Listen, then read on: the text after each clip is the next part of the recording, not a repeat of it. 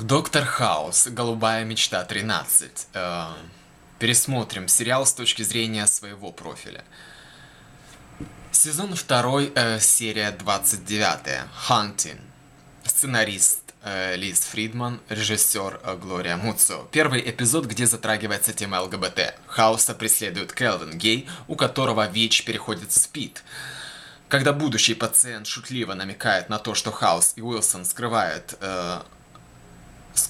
свои отношения, последний отнекивается. Хаус же, кивая на него, говорит. Он стесняется. В оригинале звучит «He is so self-loving». То есть, дословно, он так этого боится. Фан-сервис, растущий на почве суровой мужской дружбы двух немолодых и одиноких врачей, раз появившись, не исчезает уже никуда.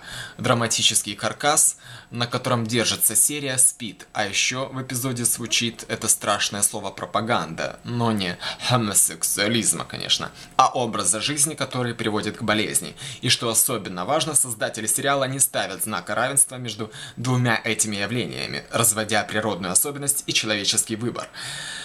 Они только разумно замечают, что не стоит запивать одиночество метамфетаминами и заполнять его мальчиком из соседнего гей-бара. Серия 40.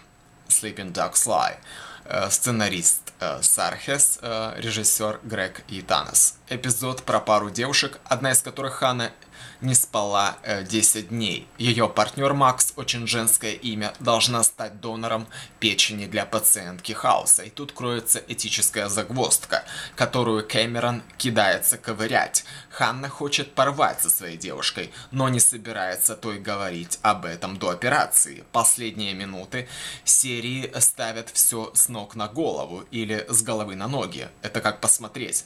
Оказывается, что Макс знала про планы Ханны и согласилась на пересадку, потому что уверена, что теперь Ханна никуда не уйдет. Все эти сюжетные хитросплетения про желание удержать человека рядом с собой, полуправдой, как это делает Ханна, или чувством вины, как это хочет провернуть Макс.